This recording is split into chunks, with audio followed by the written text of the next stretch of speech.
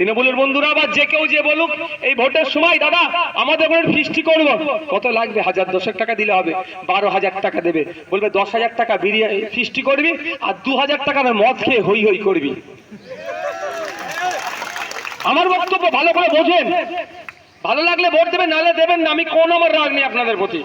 Vote দিয়ে পার্লামেন্টে পাঠালে লড়াইটা একটু বেশি করে করব, না পার্লামেন্টে পাঠালে পার্লামেন্টের বাইরে লড়াই করব। লড়াই থেকে পিছু আমি হব না। তাই বলি আপনাদের বোঝার চেষ্টা করুন, যেই দাদা দিদির নামে জয়ধ্বনি দিচ্ছেন সেই দাদা দিদি কিন্তু আপনাদের ভবিষ্যৎকে ধ্বংস করছে, পরের প্রজন্মকে, আপনার বাচ্চাদেরকে কিন্তু ধ্বংস করে দিচ্ছে। একটু বোঝার চেষ্টা করুন। এত রাগ কেন নওশাদের উপরে? কি আছে? বিজেপি প্রোগ্রাম করলে কোনো কথা নাই, শুভেন্দু অধিকারীর বিরুদ্ধে কোনো কথা নাই, অরুণ বাবুর বিরুদ্ধে কোনো কথা নাই। যত কথা এই নওশাদের বিরুদ্ধে, আফতাব ডাক্তারের বিরুদ্ধে, উকিলদের বিরুদ্ধে, আপনার বাউরিয়ার নেতা আইএসএফ এর নেতাদের বিরুদ্ধে। কেন? কারণটা কি বুঝতে হবে। ওরা ওই শুভেন্দু অধিকারী আর মমতা ব্যানার্জিতে কথা বলবে না, সেও তো চেষ্টা করবে তার পরের প্রজন্মের নেতা কিভাবে তুলবার, এদেরকে দিয়ে লাঠিয়াল বাহিনী করে রাখবো। আর আমি নেতা, আমার পরের নেতা হতে হবে ওইটা নয়। আমরা চাইছি যারা চটে বসে আছে তারা আগামী দিনে বিধানসভার মধ্যে যাক, তারা তাদের দুর্দশার কথা বিধানসভার মধ্যে গিয়ে বলুক। আমরা চাইছি যারা চটে বসে আছে তাদের মধ্যে থেকে আগামী দিনে আইনসভার মধ্যে যাক, তারা তাদের দুর্দশার কথা বলবে। এখান থেকে আগামী দিনে আমি চাইবো পার্লামেন্টে যাক তারা যাদের এই সমস্যার সম্মুখীন হতে হচ্ছে। তাই এই জন্য আমাদের উপর এত রাগ। আবার আমি যখন ওয়াকফ প্রপার্টি নিয়ে বলি তখন আমি মুসলমান বিজেপি দালাল হয়ে যায়, যখন দেবত্ব সম্পত্তি নিয়ে বলি তখন আমি মুসলমানদের দল হয়ে যায়। যাবো কোথায় ভাই? বলা কি বন্ধ করে দেবো? শোনেন আপনাদের কথা বলি, আপনারা এই নবান্নের 14 তলাটা যখন কলকাতা যায় দেখতে পান তো, হ্যাঁ, ওটা কাদের জন্য হয়েছিল জানেন? এই বাউরিয়ার জরি শ্রমিকদের জন্য, গঙ্গার এপারে ওপারে দর্জি শ্রমিকদের জন্য হয়েছিল। ওটা হয়েছিল পাইলট প্রজেক্ট, ওটা গার্মেন্টস হাব তৈরি হয়েছিল। ওটা যে সাকসেস হতো এই ধরনের আরো প্রজেক্ট তৈরি হতো। কিন্তু মমতা ব্যানার্জি চাই না এই বাউরিয়ার জরি শ্রমিক বা দর্জি শিল্পের সাথে যারা যুক্ত, গার্মেন্টস শিল্পের সাথে যারা যুক্ত 14 তলায় উঠুক। উনি খুব ভালোবাসে আপনাদের, এত ভালোবাসে বলে 14 তলায় উঠলে হার্ট অ্যাটাক হয়ে যেতে পারে। তোরা ফুটপাতি ব্যবসা কর, বুঝতে পারছেন? কেন আপনি বেসরকারি স্টলগুলোতে গিয়ে এত দামে স্টল কিনবেন? ওটা সরকারি হলে স্টলের দাম কমতো এবং ওখানে বিভিন্ন দেশের ব্যবসায়ীরা আসতো, কারণ ওটা সরকারি জায়গা। ওখানে গেলে 2 নম্বরই হবে না, ওখানে গেলে জোট চুরি হবে না। ওখানে আসতো বিদেশ থেকে যখন লোকেরা আসতো ইন্ডিয়াতে মাল কিনতে, জাপান জার্মান থেকে শুরু করে ফ্রান্স থেকে শুরু করে বিদেশ থেকে যখন লোকেরা আসতো, অস্ট্রেলিয়া থেকে এখানে গার্মেন্টস কিনে নিয়ে যেতে, তাহলে ডলার আসতো। যখনই নবান্নে, এখন নবান্ন নাম দিয়েছে, ওই 14 তলায় যখন ডলার ঢুকা মানে আপনার হাতে টাকাটা ব্যান্ডেলটা একটু মোটা হতো। মমতা ব্যানার্জি যেটা চাই না, এই বাউরিয়ার দর্জি শ্রমিকরা, বাউরিয়ার জরি শ্রমিকরা যে হাতে মোটা টাকা আসুক। মোটা টাকা আসে গেলেই মায়েকে 1000 টাকা দিয়ে ভোট কার্ড কিনতে পারতো না। তো এদেরকে গরিব ফকির করে রেখে দেবো আর ভিক্ষা দেবো, ওদিকে তাকিয়ে থাকবে কখন দিদি ছাড়বে, ভোটটা দে নাহলে বন্ধ করে দেবো, এই ভয় রেখে দিয়েছে। আপনাদের ভবিষ্যৎ কারা খারাপ করছে এটা বোঝার চেষ্টা করুন। আপনাদের ভবিষ্যৎ এখন আপনাদের হাতে আঙুলে, আপনাদের ভবিষ্যৎ এখন আপনাদের আঙুলের মধ্যে আছে। আঙুলের খেলা একবার দেখান, একবার আঙুলের খেলা দেখিয়ে দেন, আমি আপনাদের বলে দিচ্ছি আপনাদের কাছে নেতারা এসে তেল লাগাবে। ঠিক ভোটের সময় যেরকম ভাবে কাকা জ্যাঠা মামা চাচি মাসি পিসি ফুপু খালা বলে ভোট চাই না, এই আমরা ভোট চাইতে এসেছি, সবাই তো এসে ভোট চাইছে। তো 5 বছর ধরে এই ধরনের এসে আপনাদের কাছে তেলাবে, আপনাদের কাছে বসে থাকবে। একবার এই 20 তারিখে ভোটটা খামচিহ্নে দিন, খামচিহ্নকে পার্লামেন্টে পাঠান, দেখবেন সব বাটার আকাশে ছিল সব জমিনে পড়বে, আপনার কাছে থাকবে। একবার আপনার কাছে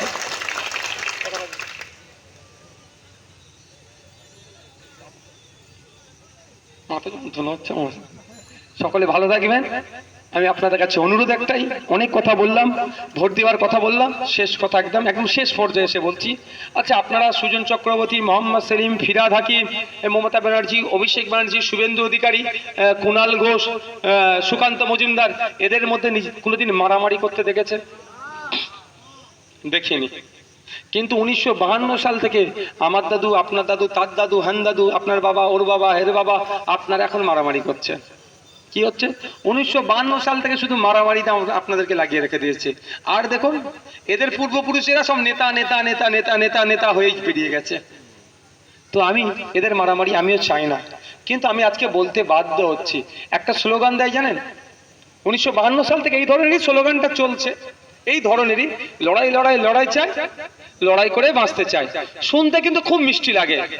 লড়াইটা কে করে আর কে বাঁচে আমি একটু যদি জানতে চাই, উত্তরটা দেন। মমতা ব্যানার্জি লড়াই করে, সুজন চক্রবর্তী লড়াই করে, মোহাম্মদ সেলিম লড়াই করে, ফিরহাদ হাকিম লড়াই করে, অভিষেক ব্যানার্জি লড়াই করে। এরা কেউ লড়াই করে না। লড়াইটা কে করছে? সকালে উঠে যিনি 300 টাকা ইনকাম করবে কিভাবে, তার সংসারটা চলবে কিভাবে, যে চিন্তাই থাকে, সে লড়াই করছে। সে স্লোগান দিয়ে লড়াই জড়িয়ে পড়ছে। ক্ষতিটা কার? তার হচ্ছে। আমি অনুরোধ করছি, অনেক হয়েছে। আজকের পর থেকে এই স্লোগান দিয়ে কি আপনাদের, এই ধরনের স্লোগান দিয়ে কি আপনাদের লড়িয়ানোর চেষ্টা করলে আপনারা বলবেন আর নয়, অনেক হয়েছে। আমার দাদুদেরকে এই স্লোগান দিয়ে তোমরা লড়িয়েছো, আমার দাদুরা ধ্বংস হয়েছে। আমার বাবাদেরকে এই স্লোগান দিয়ে তোমরা লড়িয়েছো, আমার বাবারা ধ্বংস হয়েছে।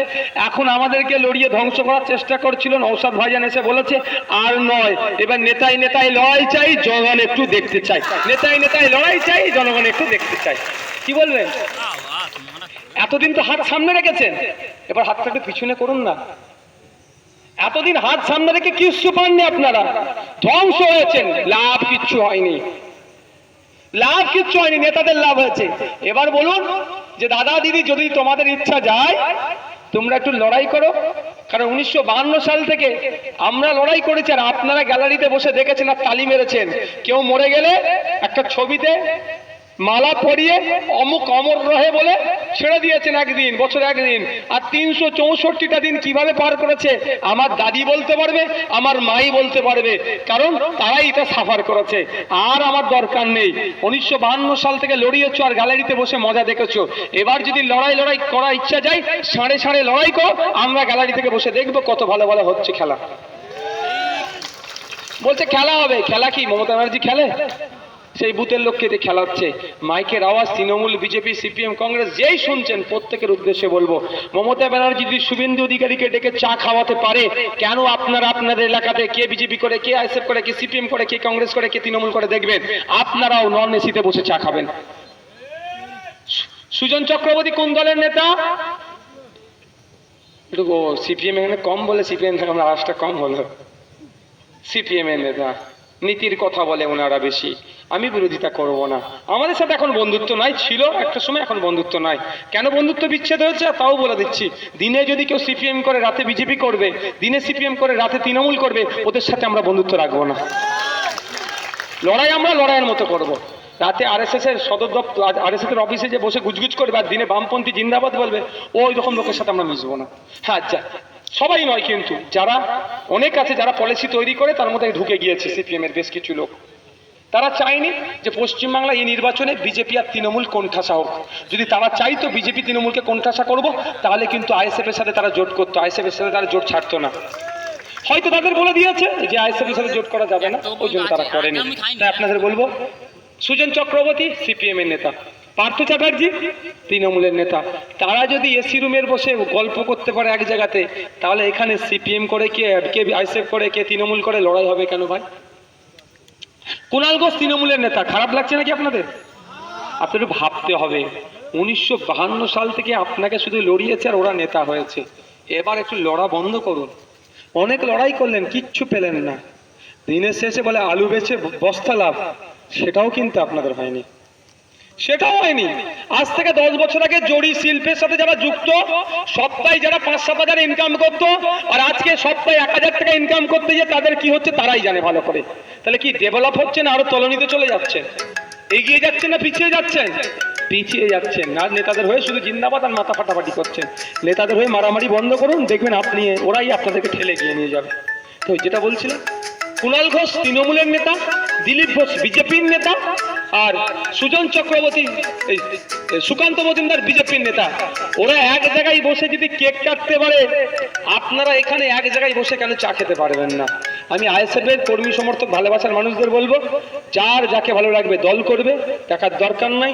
আপনারা ওই সমাজ ব্যবস্থা গড়ে তুলুন যে এই পাড়াতে যার যাকে ভালো লাগবে দল করুক, মারামারি হানাহানি আমরা আমাদের পাড়ায় হতে দেবো না। যে দলের লোকেরা নেতারা এসে বক্তব্য দেবে সবার প্রয়োজনে বক্তব্য শুনবো, কিন্তু নেতাদের জন্য আমার পাড়ার কাকার ছেলে, জামার ছেলে, চাচার ছেলে, ফুবুর ছেলের সাথে মারামারিতে আমরা জড়াবো না। এই শপথ এলাকার মানুষকে নিতে হবে। দেখবেন ওদের রাজনীতির কারবার বন্ধ হয়ে যাবে। ওরা তো আপনাদেরকে দিয়ে ওদের রাজনীতির রুটিটা শেখছে।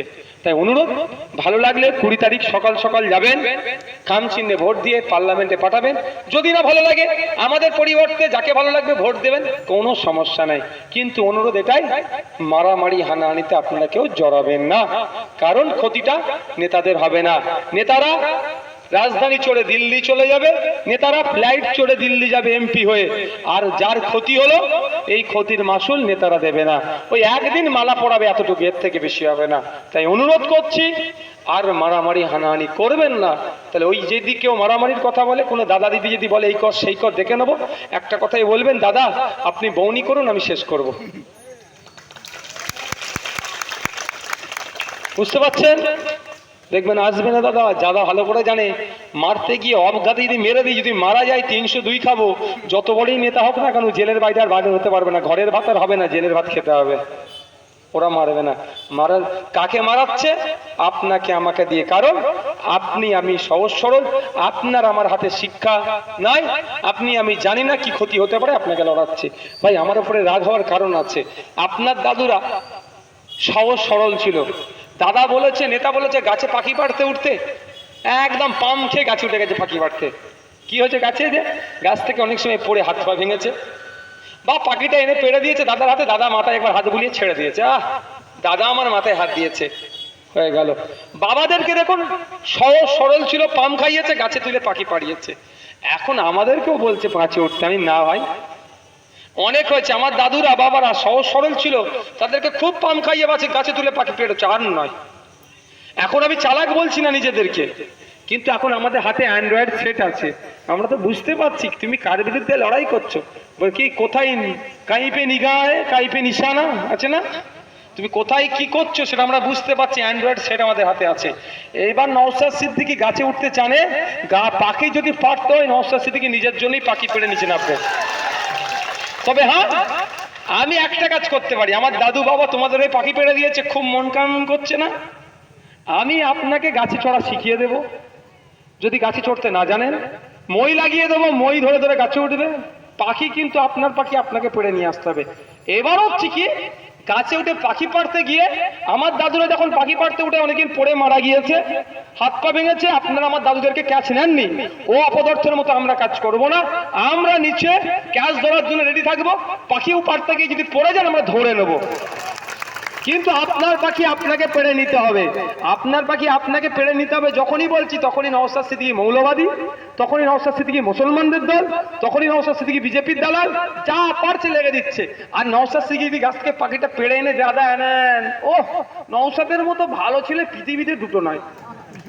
তুলনা তো দূরের কথা, জোড়া মিলবে না এর। আর হবে ভাই? আর বোকা বানিয়ে রাখবে, আর ভয় দেখিয়ে রাখবে? সিএ এর ভয় দেখিয়ে ভোট আর নিতে পারবে? আমি এই জায়গা থেকে বলে যাচ্ছি, এখানে যে বিজেপির প্রার্থী আছে তাকে চ্যালেঞ্জ করে বলছি, সে কেন শুভেন্দু অধিকারী, কেন মোদী অমিত শাহর ক্ষমতা নেই কোন ভারতীয় মুসলিমকে দেশ থেকে তাড়াবার। এটা বলে যাচ্ছি, এই ভয় দেখিয়ে ভোট দিতে পারে না ওরা। ওরা শুধু ভয় দেখিয়ে ভোট নিচ্ছে আমাদের কাছ থেকে। বলা যাচ্ছে আপনাদের, ওদের শুধু আসলে সিএ এর যে ভয় দেখাবে, বলবেন সুপ্রিম কোর্টে নওশাদ সিদ্দিকীর মামলা আছে, যাকে হারা তারপরে আমাদেরকে ভয় দেখাবে। এখানে যারা আছেন আপনারা, আপনাদের দাদুরা যারা মুসলিম সমাজের আছেন, মুসলিমরা ভয় পাই বলে ওই জন্য বলছি আমি, মুসলিম সমাজের যারা ভয় পাচ্ছেন তাদের দাদুদের কবর কোথায়? সব বাংলাদেশে, পাকিস্তানে, আফগানিস্তানে, সবটাই কবরস্থান খুঁজলে পাওয়া যাবে। পদ্মাদু তার দাদুর কবর খুঁজলে পাওয়া যাবে। তাহলে ভয় কিসের আপনাদের? এই ভয় দেখে ভোট আর নয়, উন্নয়নের নিরিখে ভোট হবে, কোনো ধমকে চমকে ভোট হবে না। এই কথা বলে বলি আমার উপরে রাগ, আর আমাকে বিজেপি দালালে বলে দিচ্ছে। লাস্ট কথা বলছি, আপনাদের লাস্ট বলতে বলতে বলেই চলে যাচ্ছে, আর কি করব। একটা করে আসছে বলতে হচ্ছে। আপনাদের বলে যাই আমি, যে আজকের পর থেকে যদি কোনো তৃণমূলের বন্ধুরা, চারানার নেতা বললে আমি পাত্তা দিই না, আমি চলে যাওয়ার পরে তৃণমূলের বন্ধুরা এটাই বলবে, ওই পুলক বাবুরা ওদেরকে শিখিয়ে দেয়, ওরা এসে এটা উগলা। এখানে মমতা ব্যানার্জি কালীঘাটে শিখায়, ভায়া পুলক বাবু ভায়া এখানে এসে পৌঁছায় বুথে এসে। পুলক বাবুরা বলবে এদের নেতাদেরকে, তৃণমূলের নেতারা বলবে এই নওশাদ সিদ্দিকী বিজেপির কাছ থেকে টাকা নিয়ে বিজেপি দালালি করছে, এটা বলবে। আমি আপনাদের বলছি, এটা বলে বা বলবে, এটা বলে তো অনেক জায়গায়। আপনারা একটুকু বলবেন নওশাদ সিদ্দিকী বলে গিয়েছে যে প্রকাশ্য এই স্টেজ থেকে বলেছে যে বিজেপির কাছ থেকে নওশাদ সিদ্দিকী প্রকাশ্যে টাকা নেবে। ভয় লাগছে নাকি? ভয় লাগছে নাকি? আমি প্রকাশ্যে টাকা নেবো, দল চালাতে অনেক অসুবিধা হচ্ছে, বিশ্বাস করুন, যান খারাপ হয়ে যাচ্ছে, এই প্রার্থী হ্যান ত্যান, প্রচুর খরচ। তবে একটা আমার কথা, আমার যে তৃণমূলের বন্ধু তো আমার, যে আমার টাকার ব্যবস্থা করে দেবে, সে কি শত্রু হয় কি করে? সে আমার আপন বন্ধু, আমার সবথেকে কাছের বন্ধু। সেই আমার তৃণমূলের কাছের বন্ধুর উদ্দেশ্যে বার্তা দিয়ে দেবেন, 100 টাকা জোগাড় করে দিলে 90 টাকা আমার সেই ভালোবাসার বন্ধুকে দিয়ে দেবো, 10 টাকা আমরা পার্টি চালাতে রাখবো। বুঝতে পারছেন না? সে তো বেশি পাবে, আর প্রকাশ্য নেবো, গোপনে নেব না। আমাদের নামে অভিযোগ করছে আমরা নাকি গোপনে নিচ্ছি, গোপনে নেবো না, প্রকাশ্যেই নেবো। ব্যবস্থা করতে বলুন তো। আমি আপনাদের বলে যাই, মমতা ব্যানার্জি দেখবেন ঘুরিয়ে ফিরিয়ে আমাকে অনেক কথা বলে, সৎ সাহস এখনো হয়ে ওঠেনি ডাইরেক্ট আক্রমণ করার। আমি তো চাই মমতা ব্যানার্জি একবার বলুক যে নওশাদ সিদ্দিকী বা আইএসএফ বিজেপির কাছ থেকে অত টাকা নিয়েছে, এই সংখ্যাটা বলুক।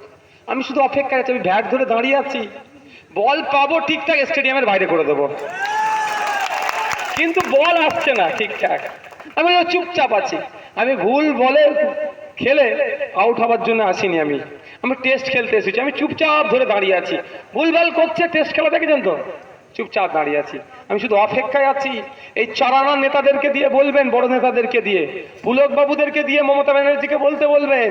পুলক বাবু কোনোদিন বলবে না, আমিও জানি ভালো করে, ও পুলক বাবু জানে নওশাদ সিদ্দিকী বিজেপির বিরুদ্ধে সব থেকে বেশি লড়াই পশ্চিমবাংলায় করে, তৃণমূলের মতো নাটক করে না। তো যেটা বলছি, আমি শুধু চাই মমতা ব্যানার্জি আবার বলুক, চাই বলুক 1 টাকা নিয়েছে বা 1000 কোটি টাকা, নাকি বলে প্রচুর টাকা দেয় বিজেপি, 1 থেকে 1000 কোটি, শুধু এটুকু বলুক যে এত টাকা নিয়েছে সংখ্যাটা। এটা মনে রাখবেন, নওশাদ সিদ্দিকী বা আইএসএফ বারবার বলে যায় 5 টাকার পেনের খোঁচা কিন্তু মারাত্মক খোঁচা, এমন 5 টাকার পেনের খোঁচা দেবো মমতা ব্যানার্জিও বুঝতে পেরে যাবে। ক্যানিংয়ের স্বঘোষিত সম্রাট শওকত মোল্লা, যে জীবনে কোটে ওঠেনি, অনেক হিংসা করেছে, এই আইএসএফ এর পাল্লাই পড়েছে, হিংসা করেছিল আইএসএফ এর ছেলেদের সাথে, আর আমার নামে মিথ্যা কথা বলেছিল, 5 টাকার পেনের খোঁচা দিয়ে ওকে কোর্টে নিয়ে এসে বসিয়ে রেখেছিলাম আমি। বুঝতে পেরেছেন তো? যারা আজকের পর থেকে বলবে ভাইজান এই নওশাদ ভাই বিজেপির টাকা নিয়েছে, শুধু সাপটায় বলবেন কত টাকা নিয়েছে বল, একটু রেকর্ড করি।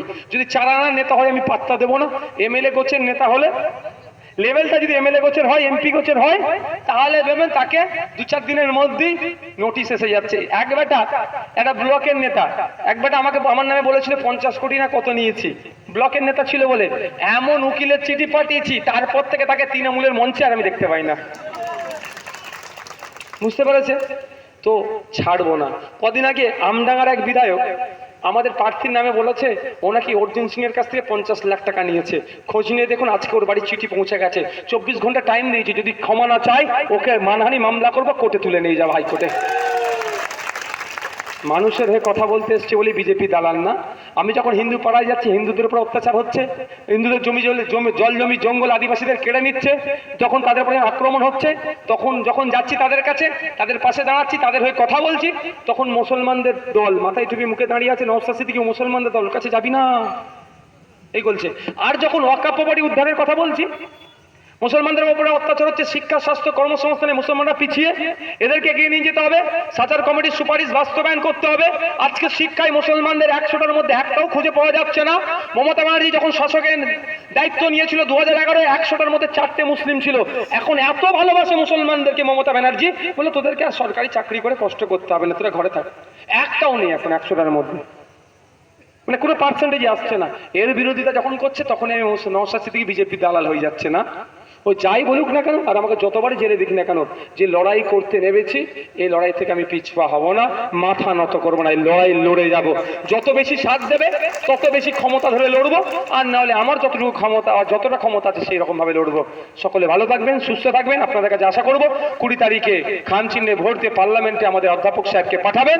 সাথে সাথে এটাও আবার রিমাইন্ড দিচ্ছি, আপনার রিমাইন্ড করছি যে আপনারা ভোটের জন্য পাড়া প্রতিবেশীর সাথে মারামারি হানাহানিতে জড়িয়ে পড়বেন না। ধন্যবাদ, সকলে ভালো থাকবেন, শুভরাত্রি।